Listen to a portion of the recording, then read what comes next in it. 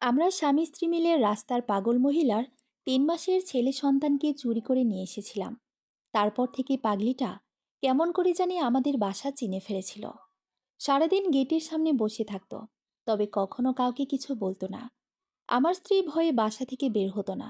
আমাদের বিয়ের ১৪ বছরেও একটাও সন্তান হয়নি। আমি কখনো ভাবিনি জীবনের সবচেয়ে বড় পাপটা আমি এত শান্ত মুখে করে ফেলতে পারবো। সেদিন রাতেও আকাশে হালকা বৃষ্টি ছিল। হাসপাতাল থেকে ফেরার পথে আমার স্ত্রী নীলা গাড়ির ভেতর বসে কাঁদছিল। ডাক্তার খুব সহজ গলায় বলে দিয়েছিল, আপনাদের আর সন্তান হওয়ার সম্ভাবনা খুব কম। এই কথাটা শুনে নীলা যেন ভেতর থেকে ভেঙে গিয়েছিল। বাসায় ফিরে সে পুরো রাত একটা কথাও বলেনি, শুধু বারান্দায় দাঁড়িয়ে বৃষ্টি দেখছিল। আমি পাশে গিয়ে দাঁড়াতেই হঠাৎ বলেছিল, মানুষ সন্তান না থাকলে এত একা লাগে কেন বলো তো? আমি কোনো উত্তর দিতে পারিনি। তারপর কয়েকদিন নীলা অদ্ভুত চুপচাপ হয়ে গেল। আত্মীয়দের বাসায় যাওয়া বন্ধ, এমনকি আয়নার সামনে দাঁড়ানো বন্ধ করে দিয়েছিল। আমি অফিস থেকে ফিরলে দেখতাম সে ইউটিউবে শুধু বাচ্চাদের ভিডিও দেখে। এক রাতে খাবার টেবিলে বসে সে হঠাৎ বলল, রাস্তার ওই পাগলি মহিলাটিকে দেখেছ, যে বাজারের সামনে থাকে? আমি বললাম, হ্যাঁ। কেন? নীলা ধীরে ধীরে বলল, তার ছেলেটা খুব সুন্দর। আমি তখনও বুঝিনি নীলার মাথার ভেতরে কি চলছিল। দুদিন পর রাতে আমরা বাজার থেকে ফিরছিলাম। রাস্তার পাশে ফুটপাতে সেই পাগলি মহিলা ঘুমিয়েছিল। তার পাশে পাতলা কাপড়ে জড়ানো ছোট্ট বাচ্চাটা কাঁদছিল। আশেপাশে কেউ ছিল না। বৃষ্টি পড়ছিল টুপটাপ। নীলা হঠাৎ আমার হাত শক্ত করে ধরে বলল, আজ যদি আমরা ওকে নিয়ে যাই? আমি অবাক হয়ে তার দিকে তাকালাম। তুমি পাগল হয়েছ? সে কাপা গলায় বলল, ওই মহিলার কাছে থাকলে বাচ্চাটা বাঁচবে না। আমরা মানুষ করতে পারবো, স্কুলে পড়াবো, ভালো জীবন দিব। আমি বললাম, এটা তো চুরি। নীলা তখন হঠাৎ কেঁদে ফেলেছিল। আমি শুধু একবার মা ডাক শুনতে চাই, একবার। সেই মুহূর্তে আমার ভেতরের মানুষটা হার মেনে গিয়েছিল। আমি চারপাশে তাকালাম। রাস্তা প্রায় ফাঁকা। পাগলি মহিলা গভীর ঘুমে। নীলা কাপা হাতে বাচ্চাটাকে কোলে তুলে নিল। আশ্চর্যের বিষয়, বাচ্চাটা আর কাঁদেনি। সেদিন রাতে আমরা বাসায় ফিরে দরজা বন্ধ করে অনেকক্ষণ নিঃশব্দে বসেছিলাম। মনে হচ্ছিল পুলিশ এখনই দরজায় কড়া নাড়বে, কিন্তু কিছুই হয়নি। পরদিন সকালে নীলা প্রথমবারের মতো হাসল। ১৪ বছর পর তার চোখে আমি এমন এক আলো দেখেছিলাম। যে বাচ্চাটার নাম রাখলো আরিশ। দিন যেতে লাগলো। আমরা সবাইকে বললাম, দূরের এক আত্মীয় মারা যাওয়ার আগে বাচ্চাটাকে আমাদের কাছে দিয়ে গেছে। কেউ খুব বেশি প্রশ্ন করেনি, কারণ সবাই জানতো আমাদের সন্তান নেই। কিন্তু সমস্যাটা শুরু হয় প্রায় ১ মাস পরে। একদিন সকালে দারোয়ান এসে বলল, স্যার, একটা পাগলি মহিলা গেটের সামনে বসে আছে। আমার বুক মোচড় দিয়ে উঠল। নিচে নেমে দেখি সেই মহিলা, এলোমেলো চুল, ভেজা ময়লা শাড়ি, খালি পা। কিন্তু তার চোখ দুটো স্থির হয়ে আমাদের ফ্ল্যাটের দিকে তাকিয়ে আছে। সে কিছু বলল না, শুধু বসে রইল। দারোয়ান তাকে তাড়াতে গেলে সে একটু দূরে গিয়ে আবার ফিরে এলো। সেদিন থেকে প্রায় প্রতিদিনই সে গেটের সামনে বসে থাকত। কখনো কিছু চাইতো না, কারো সাথে কথাও বলতো না, শুধু মাঝে মাঝে উপরের বারান্দার দিকে তাকিয়ে থাকত। নীলা ধীরে ধীরে ভয় পেতে শুরু করলো। সে পর্দা সরাতো না, বারান্দার কাছেও যেত না। একদিন তো কাঁদতে কাঁদতে বলল, ও জানে, ও সব জানে। আমি তাকে বোঝানোর চেষ্টা করলাম, পাগল মানুষ, কিছু বোঝে না। কিন্তু সত্যি কথা হলো, আমি নিজেও ভয় পাচ্ছিলাম। কারণ কয়েকদিন ধরে একটা জিনিস আমি লক্ষ্য করছিলাম। আরিশ নিয়ে যখনই বারান্দার কাছে যেতাম, নিচে বসে থাকা পাগলি মহিলা হঠাৎ হাসত। একটা অদ্ভুত শান্ত হাসি, যেন দূর থেকে নিজের সন্তানকে দেখছে। আর সবচেয়ে ভয়ঙ্কর ব্যাপারটা ঘটল এক বর্ষার রাতে। সেদিন রাত ৩টার দিকে হঠাৎ আরিশ খুব জোরে জোরে কাঁদতে শুরু করলো। নীলা তাকে কোলে নিয়েও শান্ত করতে পারছিল না। ঠিক তখনই নিচ থেকে ভেসে এলো একটা নারী কণ্ঠের গান, খুব আস্তে, খুব মায়াভরা একটা ঘুমপাড়ানি গান। আরিশ হঠাৎ কান্না থামিয়ে দিল। আমি আর নীলা দুজনেই জমে গেলাম, কারণ গানটা গাইছিল সেই পাগলি মহিলা। রাতের গানের সুরটা যখন আমাদের ড্রয়িং রুমের দেয়াল ভেদ করে কানে আসছিল, মনে হচ্ছিল প্রতিটি সুর যেন তীরের মতো আমার কলিজায় বিছে। আরিশ শান্ত হয়ে গেছে, কিন্তু নীলা পাথরের মতো বিছানায় বসে কাঁদছিল। সে বিড়বিড় করে বলছিল, ও আমাদের ক্ষমা করবে না, ওর সন্তানকে চিনে ফেলেছে। পরদিন সকালে আমি ঠিক করলাম একটা চূড়ান্ত ব্যবস্থা নিতে হবে। এভাবে চলতে থাকলে নীলা পাগল হয়ে যাবে। আমি নিচে গেলাম। দারোয়ানকে দিয়ে গেটের সামনে গিয়ে দেখলাম সেই মহিলাটি তখনও বসে আছে। রোদে পুড়ে তার চামড়া তামাটে হয়ে গেছে, কিন্তু চোখের সে তীক্ষ্ণ দৃষ্টি একচুলও নড়েনি।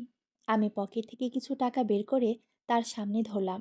বললাম, এখান থেকে চলে যাও। এই টাকাগুলো নাও, দূরে গিয়ে কিছু খেয়ে নাও। মহিলাটি টাকার দিকে একবারও তাকালো না। সে আমার চোখের দিকে এমনভাবে তাকালো যেন সে আমার শরীরের চামড়া ভেদ করে ভেতরে সেই চোরটাকে দেখতে পাচ্ছে। হঠাৎ সে খুব অস্পষ্ট স্বরে বাংলায় কিছু একটা বলল। আমি ঠিক বুঝতে পারলাম না, কিন্তু তার ঠোঁটের কোণে সেই অদ্ভুত হাসিটা লেগেছিল। আমি ভয় আর ঘেন্নায় ফিরে এলাম। সেদিন আমি সিদ্ধান্ত নিলাম আমরা এই বাসা ছেড়ে দেব, যত দ্রুত সম্ভব। অফিসের কলিগদের বললাম জরুরি পারিবারিক কারণে আমাকে ধানমন্ডি থেকে উত্তরা চলে যেতে হচ্ছে। নীলা ব্যাগ গোছাতে গিয়ে বারবার কাঁদছিল। আরিশ তখন তার খেলনা নিয়ে খেলছে। বাচ্চাটা যত বড় হচ্ছে, তার চেহারায় সেই পাগলি মহিলার আদল যেন ফুটে উঠছে। বিশেষ করে তার চোখ দুটো একদম ওই মহিলার মতো কালো এবং গভীর। আমরা কাউকে না জানিয়ে গভীর রাতে ট্রাক নিয়ে বাসা বদল করলাম। ভাবলাম এবার অন্তত মুক্তি মিলবে। নতুন বাসায় গিয়ে প্রথম কয়েকদিন আমরা বেশ শান্তিতে ছিলাম। নীলা আবার স্বাভাবিক হতে শুরু করলো। সে ভাবল দূরত্ব আমাদের অপরাধ ঢেকে দেবে, কিন্তু আমাদের ধারণা ভুল ছিল। নতুন বাসার ওঠার ঠিক 7 দিনের মাথায় এক বিকেলে আমি অফিস থেকে ফিরে দেখি কলিং বেল বাজাচ্ছি। নীলা দরজা খুলছে না। আমি চাবি দিয়ে ভেতরে ঢুকে দেখি নীলা সোফায় জবুথবু হয়ে বসে আছে। তার চেহারা ফ্যাকাশে। সে জানালার দিকে আঙ্গুল দিয়ে ইশারা করলো। আমি কাঁপতে কাঁপতে জানালার পর্দা সরালাম। 4 তলার ব্যালকনি থেকে নিচে তাকাতেই আমার কলিজা শুকিয়ে গেল। রাস্তার ঠিক উল্টো পাশে একটা ল্যাম্পপোস্টের নিচে সেই মহিলাটি দাঁড়িয়ে আছে। বৃষ্টির পানিতে ভেজা তার সেই একই ময়লা শাড়ি। সে ওপরের দিকে তাকিয়ে আছে, কিন্তু এবার সে একা নয়। তার হাতে একটা পুরনো ছিঁড়ে যাওয়া বাচ্চার কাঁথা। সে সেই কাঁথাটাকে দোল দিচ্ছে আর ওপরের দিকে তাকিয়ে হাসছে। কিভাবে? ঢাকা শহরের এই ঘিঞ্জি গলির মাঝে সে আমাদের খুঁজে পেল কিভাবে? কোনো মানুষের পক্ষে কি এটা সম্ভব? নাকি মাতৃত্বের টানের কোনো নিজস্ব কম্পাস আছে, যা দিয়ে সে তার নারীছেড়া ধনকে খুঁজে নেয়? সেদিন রাতে আরিশের প্রচণ্ড জ্বর উঠল। শরীর পুড়ে যাচ্ছে। আমরা ডাক্তার ডাকলাম, কিন্তু ওষুধের কোনো কাজ হচ্ছিল না। আরিশ ঘুমের ঘোরে বারবার হাত বাড়িয়ে কাউকে যেন ডাকছে। মাঝরাতে হঠাৎ নীলা চিৎকার করে উঠল ড্রয়িং রুমের দরজার সামনে। আমি দৌড়ে আরিশকে রেখে দরজার সামনে যেয়ে দেখি দরজার ওপাশে সেই মহিলার মুখ। পাগলিটার 4 তলায় উঠল কেমনে? তার ভেজা হাত দরজায় লেগে আছে। সে করুণ স্বরে ডাকছে, বাবা, আমার বাবা। নীলা হঠাৎ পাগলের মতো দৌড়ে গিয়ে বাচ্চাটা নিয়ে সে দরজা খুলে দিল। আমি তাকে বাধা দেওয়ার আগেই সে চিৎকার করে বলল, নিয়ে যাও, তোমার অভিশাপ তুমি নিয়ে যাও। আমি আর নিতে পারছি না। দরজার ওপাশে দাঁড়িয়ে থাকা সেই ময়লা হাতটা যখন আরিশের কপালে স্পর্শ করল, এক নিমিষেই আরিশের কান্না থেমে গেল। তার গায়ের জ্বর যেন জাদুর মতো কমতে শুরু করলো। মহিলাটি আরিশকে নিল না। সে শুধু তার মাথায় হাত বুলিয়ে দিল। তারপর আমার দিকে তাকিয়ে খুব স্পষ্ট গলায় বলল, মানুষ চুরি করা যায়, কিন্তু মায়া চুরি করা যায় না। সে রাতে আরিশের জ্বর কমার পর এক অদ্ভুত নিস্তব্ধতা আমাদের ড্রয়িং রুমে জেঁকে বসল। দরজার ওপাশে দাঁড়ানো সেই মহিলার চোখ দিয়ে টুপটুপ করে জল পড়ছিল। নীলা আরিশকে নিয়ে তখনও ফোঁপিয়ে কাছে। আমি ভাবলাম মহিলাটি হয়তো এবার বাচ্চাটাকে কেড়ে নেবে, চিৎকার করে লোক জড়ো করবে। কিন্তু না, তিনি কিছুই করলেন না। আরিশের মাথায় শেষবারের মতো হাত বুলিয়ে দিয়ে আমার দিকে তাকালেন। সে দৃষ্টিতে কোনো ঘৃণা ছিল না, ছিল এক অসীম করুণা। খুব অস্পষ্ট স্বরে তিনি শুধু বললেন, ভালো রাইখো, ভালো রাইখো। তারপর বৃষ্টির অন্ধকারের মাঝেই সিঁড়ি দিয়ে নিচে নেমে গেলেন তিনি। আমি আর নীলা বারান্দায় গিয়ে দাঁড়ালাম। দেখলাম ল্যাম্পপোস্টের নিচে সেই মহিলাটি একবার দাঁড়ালেন, আমাদের জানালার দিকে তাকালেন, তারপর ধীরে ধীরে অন্ধকারের মাঝে মিলিয়ে গেলেন। এরপরের কয়েকটা দিন আমরা আতঙ্কে কাটিয়েছি। প্রতি মুহূর্তে মনে হতো এই বুঝি পুলিশ এলো, এই বুঝি পাগলিটা লোকবল নিয়ে আমাদের দরজায় কড়া নাড়ল। কিন্তু কেউ এলো না। পরদিন গেটে গিয়ে দারোয়ানকে জিজ্ঞেস করলাম। সে জানালো পাগলিটাকে আর দেখা যাচ্ছে না। দিন গেল, মাস গেল, বছর ঘুরল, সেই পাগলি মহিলার আর কোনো চিহ্ন নেই। আমরা উত্তরার এই বাসা ছেড়ে আরও দূরে শহরের অন্য প্রান্তে চলে গেলাম। ধীরে ধীরে আমাদের ভয় কাটতে শুরু করলো। নীলা এখন পুরোপুরি আরিশকে নিয়ে ব্যস্ত। আরিশ বড় হতে লাগলো। সে স্কুলে যায়, বিকেলে মাঠে খেলে। আমরা তাকে পৃথিবীর সব সুখ দিয়ে আগলে রাখতে চাইলাম, যাতে কোনোদিন সে নিজের শেকড় নিয়ে প্রশ্ন না তোলে। আরিশের বয়স যখন 6 বছর, তখন সে একদিন হঠাৎ বায়না ধরল, বাবা, আমি বৃষ্টিতে ভিজব। নীলা ভয় পেয়ে তাকে ভেতরে নিয়ে আসলো। সেই রাতে ঘুমের ঘোরে আরিশ খুব অস্পষ্ট স্বরে একটা সুর গুনগুন করছিল। আমি আর নীলা একে অপরের দিকে তাকালাম। এই সুরটা সেই ঘুম পাড়ানি গানের সুর। আরিশ এই সুর কোথায় পেল? সে তো তখন খুব ছোট ছিল। তবে কি মায়ের সেই গান তার অবচেতনে গেঁথে আছে? আমরা নিজেদের বোঝাতাম, এসব মনের ভুল। সময়ের চাকা ঘুরতে ঘুরতে আরিশের বয়স এখন 8 বছর। সে এখন বেশ লম্বা হয়েছে, বুদ্ধিদীপ্ত চোখ। তার চেহারার আদল আমাদের কারোর সাথে মেলে না, কিন্তু আমরা সেটাকে পাত্তা দিই না। আরিশ আমাদেরই ছেলে, এই মিথ্যেটাকে আমরা সত্যির চেয়েও বেশি বিশ্বাস করতে শুরু করেছি। আরিশের অষ্টম জন্মদিনের বিকেলের কথা। আমরা ধানমন্ডির এক অভিজাত রেস্টুরেন্টে গিয়েছি জন্মদিন পালন করতে। আরিশ নতুন পাঞ্জাবি পরে খুব খুশি।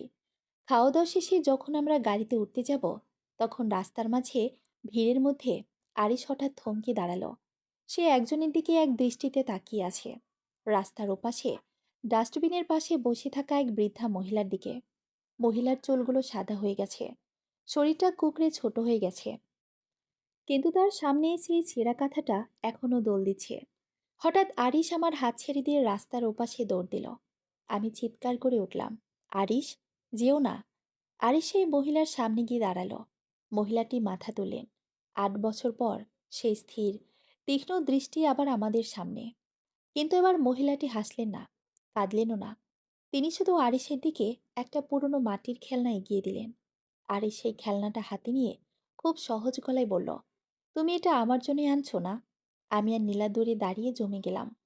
আমাদের পায়ের নিচ থেকে মাটি সরে যাচ্ছে। তবে কি এই 8 বছরে সে আমাদের ছায়ার মতো অনুসরণ করেছে? সে কি তবে আমাদের মুক্তি দেয়নি? আমার চিৎকার আর আরিশের দৌড়ে যাওয়া সবই যেন এক মুহূর্তের মধ্যেই ঘটে গেল। ধানমন্ডির সেই ব্যস্ত রাস্তায় গাড়ির হর্ন আর মানুষের ভিড় তখন আমার কাছে ঝাপসা হয়ে এসেছে। আমি আর নীলা পাথরের মতো দাঁড়িয়ে দেখলাম। আমাদের 8 বছরের সাজানো মিথ্যেটা একটা মাটির খেলনার সামনে এসে থমকে দাঁড়িয়েছে। আরে যখন সে ময়লা হাত থেকে খেলনাটি নিল, তার মুখে কোনো ঘৃণা বা ভয় ছিল না। বরং তার চোখে ছিল এক অদ্ভুত পরিচিতির ছায়া। যেন সে জন্ম জন্মান্তর ধরে এই মুহূর্তটির জন্য অপেক্ষা করছিল। আমি কোনো মতে দৌড়ে গিয়ে আরিশের হাত ধরলাম। রুক্ষ গলায় বললাম, আরিশ, চলো এখান থেকে। কাকে কি বলছো তুমি? মহিলাটি তখনও একইভাবে বসে আছেন। 8 বছর আগে তাকে যতটা পাগলি মনে হতো, আজ ততটা মনে হচ্ছে না। তার শান্ত স্থির দৃষ্টিতে এখন এক গভীর প্রশান্তি। তিনি কোনো কথা বলেন না, শুধু তার শুকনো ঠোঁটের কোণে সেই চেনা হাসিটা ফুটে উঠল, যে হাসিটা এক বর্ষা রাতে আমাদের 4 তলার ব্যালকনি থেকে দেখেছিলাম। বাসায় ফেরার সারাটা পথ কেউ কোনো কথা বলেনি। আর সেই মাটির ঘোড়াটা শক্ত করে বুকের কাছে ধরে রেখেছিল। বাসায় ঢুকেই নীলা আরিশের হাত থেকে খেলনাটা কেড়ে নিয়ে দূরে ছুঁড়ে ফেলে দিল। চিৎকার করে উঠল, কে ওই মহিলা? কেন তার কাছে গিয়েছিলে তুমি? জানো না ওরা কত নোংরা হয়? আরিশ এবার আর চুপ করে থাকলো না। তার ছোট ছোট চোখ দুটো জলে ভরে উঠল। সে কাপা গলায় বলল, উনি নোংরাম না মা, উনি অনেকদিন ধরে আমার সাথে কথা বলেন। আমি আর নীলা যেন বিদ্যুৎস্পৃষ্ট হলাম। আমি আরিশের কাঁধ ধরে জিজ্ঞেস করলাম, কি বলছো আরিশ? কবে কথা বলেছে তোমার সাথে? আরিশ ফুপিয়ে কেঁদে দিয়ে বলল, প্রতিদিন বিকেলে যখন আমি স্কুল বাস থেকে নামি, উনি গেটের ওপাশে দাঁড়িয়ে থাকেন, আমাকে চকলেট দেন, এই খেলনাটা দেবেন বলেছিলেন আজ। উনি আমাকে গান শোনান বাবা, সেই গানটা তুমি আর মাও রাতে গাও না, সেই গানটা। নীলা সোফায় ধপ করে বসে পড়ল। তার মুখ ফ্যাকাশে হয়ে গেছে। আমরা ভেবেছিলাম আমরা বাসা বদলেছি, ঠিকানা বদলেছি, পরিচয়ও বদলেছি, তাই আমরা নিরাপদ। কিন্তু আমরা ভুলেই গিয়েছিলাম একজন মায়ের চোখে ফাঁকি দেওয়ার মতো কোনো দেয়াল এই পৃথিবীতে তৈরি হয়নি। এই 8টা বছর সে আমাদের পিছু ছাড়েনি। সে আমাদের জীবন অতিষ্ঠ করেনি, আমাদের ভয় দেখায়নি, শুধু ছায়ার মতো তার সন্তানকে আগলে রেখেছে। সেই রাতে আমাদের বাসায় আর রান্না হলো না। মাঝরাতে আমি বারান্দায় গিয়ে দাঁড়ালাম। উত্তরার সেই দিনগুলোর মতো আজও কি সে নিচে বসে আছে? আমি উঁকি দিয়ে দেখলাম, আমাদের গেটের ঠিক উল্টো পাশে ল্যাম্পপোস্টের নিচে কেউ একজন বসে আছে। অন্ধকারের মাঝে তার হাতের সেই পুরনো কাঁথাটা দোল খাচ্ছে। আমার মনে হলো, এই মহিলা আসলে কোনো রক্তমাংসে মানুষ নন। তিনি আমাদের পাপের এক জীবন্ত দলিল। আমরা তাকে যতবার দূরে ঠেলে দিতে চেয়েছি, সে ততবার আমাদের অস্তিত্বের গভীরে শিকড় গেড়েছে। হঠাৎ ড্রয়িং রুম থেকে একটা শব্দ ভেসে এলো। আমি দৌড়ে গিয়ে দেখি, নীলা পাগলের মতো আরিসের সেই মাটির খেলনাটা কুড়িয়ে নিয়ে বুকের সাথে চেপে ধরে কাছে। সে বিড়বিড় করে বলছে, ও সব জেনে গেছে। আরিস সব বুঝে ফেলেছে। ও আর আমাদের কাছে থাকবে না। আমি নীলার পাশে বসলাম। আমার বুকটা ফেটে যাচ্ছিল। আমরা আরিসকে ভালোবাসি, কিন্তু আমাদের সেই ভালোবাসার ভিত্তিটা যে চুরির উপর দাঁড়িয়ে। ঠিক তখনই আরিসের ঘর থেকে সেই অতি পরিচিত গুনগুন সুরটা ভেসে এলো। আরিস ঘুমাচ্ছে, কিন্তু ঘুমের ঘোরে সেই গানটা গাইছে। নিচ থেকে, ল্যাম্পপোস্টের নিচ থেকেও ঠিক একই সুর প্রতিধ্বনিত হয়ে উপরে উঠে আসে। দুই মায়ের মাঝখানে পড়ে আরিসের আত্মাটা যেন কোনো এক অজানার টানে দুলছে। আমি বুঝতে পারলাম, এবার হয়তো চূড়ান্ত সময় চলে এসেছে। এই লুকোচুরি আর বেশি দিন চলবে না। পরদিন সকালে আমি একটা কঠিন সিদ্ধান্ত নিলাম। যা হওয়ার হবে, কিন্তু এই অভিশপ্ত জীবন থেকে মুক্তি পাওয়া দরকার। আমি নিচে নেমে গেলাম সেই মহিলার মুখোমুখি হতে। নিচে নামার সময় আমার পা কাঁপছিল। লিফট ছেড়ে সিঁড়ি দিয়ে নামতে নামতে মনে হচ্ছিল, প্রতিটি ধাপ যেন আমাকে আমার ৮ বছর আগের জমানো পাপের আদালতের দিকে নিয়ে যাচ্ছে। গেট দিয়ে বাইরে বেরোতেই ল্যাম্পপোস্টের হলুদ আলোয় তাকে দেখলাম। তিনি আমার জন্যই অপেক্ষা করছিলেন। আমি সামনে গিয়ে দাঁড়ালাম। পকেটে থাকা মোটা টাকার বান্ডিলটা বের করতে গিয়েও হাত থমকে গেল। আজ আর টাকা দিয়ে এই মায়াকে কেনা যাবে না, সেটা আমি বুঝে গেছি। আমি খুব নিচু গলায় বললাম, আপনি কি চান? কেন আমাদের পিছু ছাড়ছেন না? আমাদের শান্তিতে থাকতে দিন। মহিলাটি এবার আমার দিকে তাকালেন। তার চোখে কোনো পাগলামি নেই, বরং এক আশ্চর্য ধীরতা। তিনি ধীরস্বরে বললেন, শান্তি কি আর চাইলে পাওয়া যায় বাবা? আমি কিচ্ছু চাই না। শুধু দেখতে চাইছিলাম আমার বাজান মানুষ হইতেছে কিনা। আপনারা তারে রাজপুত্রের মতো রাখছেন, এইটা দেখাই আমার কলিজা জুড়াইয়া যায়। তবে মনে রাখেন, রক্ত কোনোদিন বেইমানি করে না। কথাটা বলেই তিনি উঠে দাঁড়ালেন।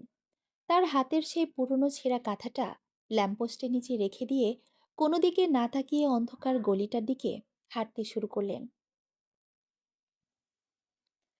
আমি ডাকতে চেয়েও পারলাম না। সেই রাতে তিনি শহর ছেড়ে কোথায় যেন মিলিয়ে গেলেন। আমরা অনেক খুঁজেছি, কিন্তু তার দেখা মেলেনি। এরপর কেটে গেল আরও ৭টি বছর। আরিস এখন ১৫ বছরের কিশোর। গলার স্বর বদলেছে, কাঁধ চওড়া হয়েছে। আমরা এখন অনেক বেশি চিন্তিত। সেই পাগলি মহিলার ছায়া এখন আর আমাদের তাড়া করে না। কিন্তু সমস্যা শুরু হলো অন্য জায়গায়। আরিসের স্বভাবের মধ্যে এক অদ্ভুত পরিবর্তন আসতে শুরু করলো। সে খুব একা থাকতে পছন্দ করে। আমাদের সাথে আগের মতো হাসি খুশি গল্প করে না। মাঝে মাঝে মধ্যরাতে তার ঘরের দরজার ওপাশ থেকে কান্নার শব্দ শুনি। একদিন আমি আর নীলা তার ঘরে ঢুকে দেখি, আরিশ আলমারির একদম নিচে লুকিয়ে রাখা সেই ৮ বছর আগের মাটির ঘোড়া আর ছেঁড়া কাঁথাটা বের করে মেঝেতে বসে আছে। নীলা চিৎকার করে উঠল, আরিশ, তুমি আবার এই নোংরা জিনিসগুলো বের করেছ? আমি এগুলো ফেলে দেব। আরিশ মাথা তুলল। তার চোখে যে আগুন আমি দেখলাম, তা আমি গত ১৫ বছরে দেখিনি। সে খুব শান্ত গলায় বলল, ফেলে দিয়ে দেখো মা, তাহলে তোমরাও আমাকে আর খুঁজে পাবে না। আমার বুকটা কেঁপে উঠল। আরিস কি তবে কিছু জানতে পেরেছে? আমরা কি কোথাও ভুল করছি? ঠিক তার কয়েকদিন পরেই আমাদের বাসার ল্যান্ডফোনে একটা অচেনা নম্বর থেকে ফোন এলো। ওপাশ থেকে এক বৃদ্ধ মানুষের কণ্ঠ শোনা গেল, বাবা, আপনি কি আরিসের বাবা বলছেন? আমরা স্বেচ্ছাসেবী বলছি। ঢাকার সরকারি হাসপাতালের বারান্দায় এক বুড়ি মহিলা মরটাপন্ন অবস্থায় পড়ে আছে। সে সারাদিন শুধু আপনার নাম, আপনার ছেলের নাম জপছে আর বলছে, বাজানরে একবার দেখাইয়া দাও। আমরা খুব কষ্ট করে আপনার নাম্বার জোগাড় করেছি। আমার হাতের ফোনটা মেঝেতে পড়ে গেল। নীলা ফ্যাকাশে মুখে আমার দিকে তাকিয়ে রইল। ৮ বছর আগে যে মহিলা নিঃশব্দে বিদায় নিয়েছিল, সে আজ মৃত্যুর দুয়ারে দাঁড়িয়ে তার শেষ অধিকারটুকু দাবি করছে। আমি কি আরিশকে সেখানে নিয়ে যাব? নাকি আমাদের এই তিলে তিলে গড়া মিথ্যে সংসারটাকে বাঁচাতে আবারও পালিয়ে যাব?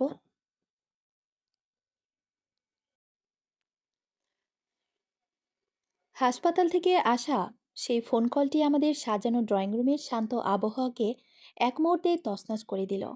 আমি আর নীলা একে অপরের দিকে তাকালাম। নীলার চোখের কোণে ভয়ের ছায়া, যেন সে দেখতে পাচ্ছে তার এত বছরের সাধনা তাসের ঘরের মতো ভেঙে পড়ছে। আমি আরিশের ঘরের দিকে তাকালাম। আরিশ কি শুনেছে? সে কি বুঝে ফেলেছে ওপাশে কি আছে? নীলা আমার হাত শক্ত করে ধরে ফিসফিস করে বলল, যাবে না, আমরা যাব না। ও কোনোদিন আমাদের ভালো চায়নি। মরার সময় সে আমাদের ছেলেকে কেড়ে নিতে চায়। তুমি ফোনটা কেটে দাও। আমি নীলার দিকে তাকালাম। তার কথাগুলো যৌক্তিক হতে পারে, কিন্তু আমার বুকের ভেতর এক অদ্ভুত দহন শুরু হয়েছে। আমি আরিশকে ভালোবাসি, কিন্তু সেই ভালোবাসা কি এতটাই স্বার্থপর যে একজন মুমূর্ষু মায়ের শেষ ইচ্ছাটাকেও গলা টিপে মারবে? ঠিক তখনই আরিশ ঘর থেকে বেরিয়ে এলো। তার হাতে সেই মাটির ঘোড়াটা। সে আমাদের সামনে এসে দাঁড়ালো। তার চোখে কোনো জল নেই, বরং এক আশ্চর্য স্থিরতা। সে ধীর গলায় বলল, চলো বাবা, দেরি হয়ে যাচ্ছে। আমি আর নীলা দুজনেই চমকে উঠলাম। কোথায় যাবি আরিশ? নীলার কণ্ঠস্বর কাঁপছে। আরিশ ম্লান হাসল। যেখানে যাওয়ার জন্য গত 15 বছর ধরে আমার ভেতরটা ছটফট করছে। তোমরা ভেবেছিলে আমি কিছুই বুঝি না? ওই যে গানটা তোমরা গাইতে না, কিন্তু আমার কানে বাজত। সেটা তো আর কারো না, সেটা আমার ওই পাগলি মার। নীলা আর্তনাদ করে মেঝেতে বসে পড়ল। আরিশ আমাদের কোনো কথা না শুনেই গ্যারেজের দিকে পা বাড়ালো। বাধ্য হয়ে আমি আর নীলাও গাড়িতে উঠলাম। সারাটা পথ আরিশ জানালার বাইরে তাকিয়েছিল। ঢাকা শহরের নিয়ন আলো তার রিকশার মুখে অদ্ভুত এক মায়া তৈরি করেছে। হাসপাতালে পৌঁছে দেখি এক কোনায় জরাজীর্ণ বিছানায় শুয়ে আছেন তিনি। 8 বছর আগের সেই তেজি দৃষ্টি এখন ঘোলাটে হয়ে গেছে। শরীরের হাড়গুলো বের হয়ে এসেছে। আমাদের দেখে সেখান থেকে আসা সমাজকর্মী এগিয়ে এলেন। তিনি বললেন, ইনি গত 3 দিন ধরে শুধু আরিশ নামটা বলছেন। ওনার কাছে আর বেশি সময় নেই। আরিশ ধীর পায়ে বিছানার পাশে গিয়ে বসল। সে ময়লা হাতটা নিজের হাতের ভেতর নিল। অবাক করার বিষয় হলো, আরিশের চোখে কোনো ঘৃণা ছিল না। সেজন্য তার জীবনের হারিয়ে যাওয়া কোনো অংশ ফিরে পেয়েছে। মহিলাটি চোখ খুললেন।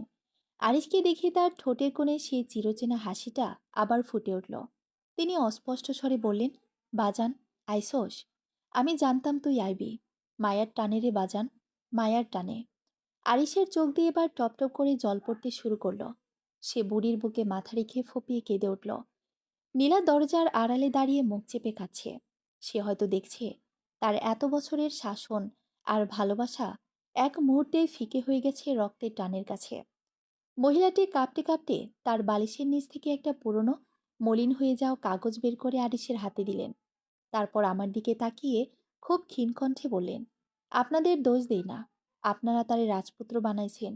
এই কাগজটা রাইখেন, আমার বাজানটা দেখিয়েন। কথাটা শেষ হতেই তার শ্বাসকষ্ট শুরু হলো। ডাক্তাররা ছুটে এলেন। আমাদের বাইরে পাঠিয়ে দেওয়া হলো। করিডোরে দাঁড়িয়ে আমরা তিনজন তিনটি আলাদা দ্বীপের মতো হয়ে রইলাম। আরিশের হাতে সেই মলিন কাগজ। আমি আরিশের হাত থেকে কাগজটা নিলাম। খুলতেই আমার কলিজা শুকিয়ে গেল। এটা কোনো সাধারণ কাগজ নয়, এটা একটা বার্থ সার্টিফিকেট, যেখানে আরিশের আসল নাম এবং তার বাবার নামের জায়গাটা ফাঁকা থাকলেও মায়ের নামে জায়গা লেখা ছিল মরিয়ম। কিন্তু সবচেয়ে বড় চমকটা ছিল কাগজের নিচে। সেখানে একটা ঠিকানা লেখা ছিল, যা আমাদের চেনা সেই বাজারের মোড় নয়। ঠিক তখনই ডাক্তার বেরিয়ে এসে মাথা নিচু করলেন। সব শেষ। আরিশ সেই কাগজটা কেড়ে নিয়ে আমার দিকে তাকালো। তার চোখে এখন আর জল নেই, আছে এক কঠিন প্রশ্ন। সে বলল, এই ঠিকানায় কি আছে বাবা? আমাকে নিয়ে যাবে? হাসপাতালের সেই করিডরে সাদা কাপড়ে ঢাকা মরিয়ম বিবির নিথর দেহটা পড়ে রইল। আরিশ স্থির হয়ে দাঁড়িয়ে আছে। তার চোখের জল শুকিয়ে গেছে। সেখানে এখন এক অদ্ভুত ধীরতা। তার হাতে সেই মলিন বার্থ সার্টিফিকেট। নীলা আরিশকে জড়িয়ে ধরতে গেল, কিন্তু আরিশ আলতো করে নিজেকে সরিয়ে নিল। এই প্রথম নীলার স্পর্শে আরিশের শরীরে কোনো সাড়া নেই। নীলা আর্তনাদ করে উঠল, আরিশ, আমি তোর মা। ওই পাগলিটা তোকে চুরি করতে পালিয়েছিল।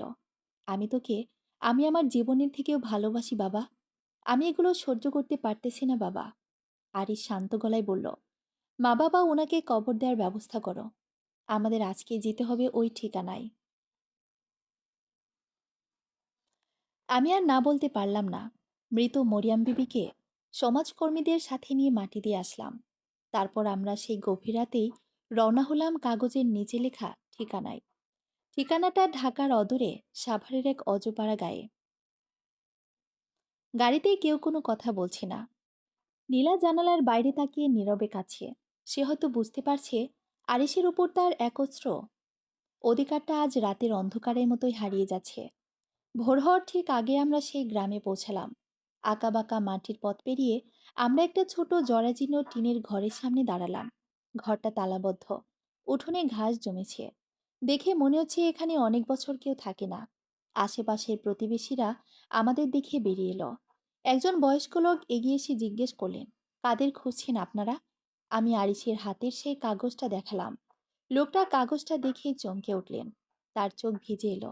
তিনি বললেন, ওরে বাবা, এটা তো মরিয়ম আর তার ছোট ছেলের কাগজ। আপনারা কোথা থেকে আসলেন? আমি নিজেকে সামলে নিয়ে বললাম, আমরা শহর থেকে আছি। মরিয়ম বিবি মারা গেছেন। পুরো উঠোনে এক নিস্তব্ধতা নেমে এলো। বৃদ্ধ লোকটা একটা দীর্ঘশ্বাস ফেলে বললেন, বেচারি, প্রায় 15 বছর আগে তার সাজানো সংসারটা এক রাতে শেষ হয়ে গিয়েছিল। এই গ্রামে জমি নিয়ে মারামারি হয়েছিল। মরিয়মের স্বামীকে গ্রামের মাতব্বরা কুপিয়ে মেরে ফেলেছিল। মরিয়ম তার 3 মাসের দুধের শিশুকে নিয়ে পালিয়ে গিয়েছিল শহরে। আমরা ভেবেছিলাম সেও মরে গেছে। আমার আর নীলার পায়ের নিচ থেকে মাটি সরে গেল। তার মানে মরিয়ম কোনো জন্মগত পাগলি ছিল না। সে তার স্বামীর শোকে পাগল হয়ে গিয়েছিল। সে ছিল এক নিগৃহীত মা, যে তার স্বামীর খনিদের হাত থেকে সন্তানকে বাঁচাতে শহরে পালিয়ে গিয়েছিল। আর আমরা সে অসহায়ত্বের সুযোগ নিয়ে তার কোল খালি করেছিলাম। বৃদ্ধ লোকটা আবার বললেন, মরিয়ম কিন্তু পাগল ছিল না সাহেব। সে ছিল গ্রামের স্কুলের শিক্ষিকা। স্বামী হারানোর শোক আর মাথার আঘাত তাকে ওরকম করে দিয়েছিল। তবে যাওয়ার আগে সে একটা কথা সবাইকে বলে গিয়েছিল, আমার বাজান রে, কেউ না কেউ ঠিকই পালবে। আমি তার একদিন খুঁজে পামই। আরিস ধীর পায়ে সেই বন্ধ ঘরের দরজার সামনে গিয়ে বসল। সে মাটির দিকে তাকিয়ে হাসল, এক বুক ফাটা হাসি। সে বলল, শুনেছ মা, সে চোর ছিল না। সে আমাকে বাঁচাতেই পালিয়েছিল।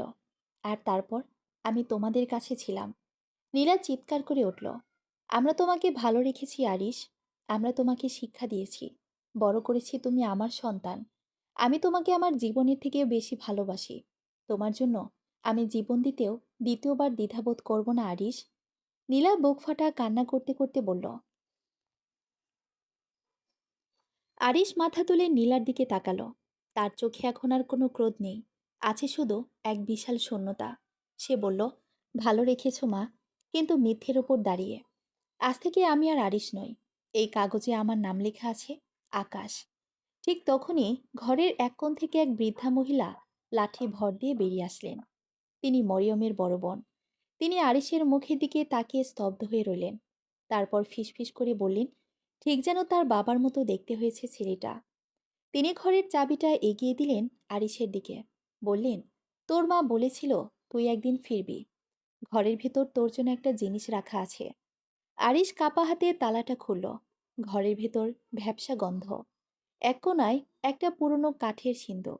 সেই পুরনো সিন্দুকটা খোলার সময় একটা ক্যাচ ক্যাচ শব্দ হলো, যেন বহু বছরের চাপা পড়া কোনো দীর্ঘশ্বাস বেরিয়ে এলো। আরিশের হাত কাঁপছিল। ভেতরে রাখা এক স্তূপ পুরনো কাপড় আর কাগজের মাঝখানে পড়েছিল একটা বাঁধানো ফ্রেম। আরিশ ধীর হাতে ফ্রেমটা উপরে তুলল। ধুলোর আস্তরণ মুছতে বেরিয়ে এলো একটি ছবি। একজোড়া তরুণ দম্পতি, শাড়ি পরা হাস্যোজ্জ্বল এক নারী, যার চোখের চাউনি ঠিক মরিয়ম বিবির মতো। আর তার পাশে দাঁড়িয়ে থাকা পুরুষটির চেহারা হুবহু আরিশের প্রতিচ্ছবি। ছবির নিচে ছোট করে লেখা, মরিয়ম ও সালে, 19 জুন 2008। সিন্দুকের নিচে আরও পাওয়া গেল মরিয়ম বিবির কিছু ডায়েরি এবং স্কুলের সেই শিক্ষিতার পরিচয়পত্র। আরিশ বড় বড় চোখে তার মা বাবার অস্তিত্বের প্রমাণগুলো দেখছিল। এই সেই মা যে আমাকে ফুটপাতে আগলে রেখেছিল। এই সেই বাবা যার রক্তের উত্তরাধিকার আরিশের ধমনীতে বইছে। আরিশও তার শান্ত হয়ে গেল। সে সিন্দুক থেকে শুধু তার বাবা মায়ের সে বিয়ের ছবিটা বের করে নিল। তারপর আমার দিকে তাকিয়ে খুব ঠান্ডা গলায় বলল, বাবা, একটা দেয়াশলাই হবে? আমি অবাক হয়ে দেয়াশলাইটা এগিয়ে দিলাম। আর এই সিন্দুকের বাকি সব কাগজ, কাপড় আর ডায়েরিগুলো উঠোনের মাঝখানে জড়ো করলো। তারপর আগুন লাগিয়ে দিল। মুহূর্তে দাউ দাউ করে জ্বলে উঠল মরিয়মের ফেলে আসা সংসারের শেষ স্মৃতিগুলো। নীলা স্তম্ভিত হয়ে দাঁড়িয়ে দেখছিল। আগুনের আলোয় আরিসের মুখটা তখন এক অন্যরকম দ্যুতি ছড়াচ্ছিল। সে বিড়বিড় করে বলল, স্মৃতি পুরো, কিন্তু পরিচয় যেন বেঁচে থাকে। আকাশকে আমি এই ছাইয়ের সাথে বিসর্জন দিয়ে দিলাম। আমি আরিশ, আমি আরিশই থাকব। আগুন নেভার পর আরিশ সেই ছবিটা বুকে চেপে নীলার দিকে তাকালো। নীলা তখন পাথরের মতো দাঁড়িয়ে ঠাই কাছে। আরিশের সেই স্থির চাহনি দেখে নীলা ভয়ে এক পা পিছিয়ে গেল। সে হয়তো ভাবছিল আরিশ এখনই তাকে ছেড়ে এই গ্রামে চিরতরে থেকে যাবে। কিন্তু আরিশ সবাইকে অবাক করে দিয়ে দৌড়ে গিয়ে নীলাকে জড়িয়ে ধরল। সে নীলার কাঁধে মাথা রেখে শিশুর মতো ডুকরে কেঁদে উঠল, মা, আমাকে মাফ করে দাও মা। আমি তোমাকে অনেক কষ্ট দিয়েছি। সত্যটা জানার পর আমি পাগল হয়ে গিয়েছিলাম। কিন্তু মা, আমি তো তোমার কোলেই বড় হয়েছি। ওই পাগলি মা আমাকে জন্ম দিয়েছিলেন ঠিকই, কিন্তু তুমি আমাকে প্রতিদিন তিলে তিলে প্রজন্ম দিয়েছ।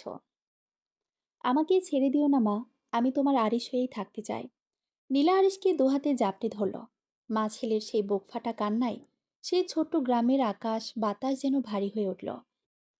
নীলা আরিশের কপালে চুমু খেয়ে বলল, আমি তোকে কোথাও যেতে দেব না বাবা। আমি জানতাম তুই আমার কাছেই ফিরবি। তুই ছাড়া যে আমার আর কেউ নেই। আমি দূরে দাঁড়িয়ে দেখছিলাম। এক মা আরিশকে বাঁচাতে গিয়ে হারিয়ে গেছেন।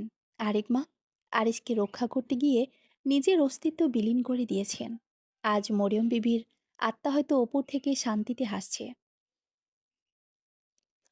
কারণ তার বাজান এখন আর কোনো চোর বা অপরাধীর আশ্রয়ে নেই।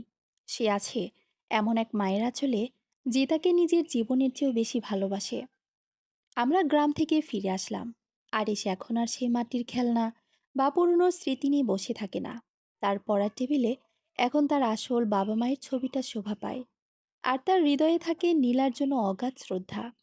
আমরা সমাজের চোখে এখনো অপরাধী হতে পারি, কিন্তু আরিশের ভালোবাসার কাছে আমরা আজ দায়মুক্ত।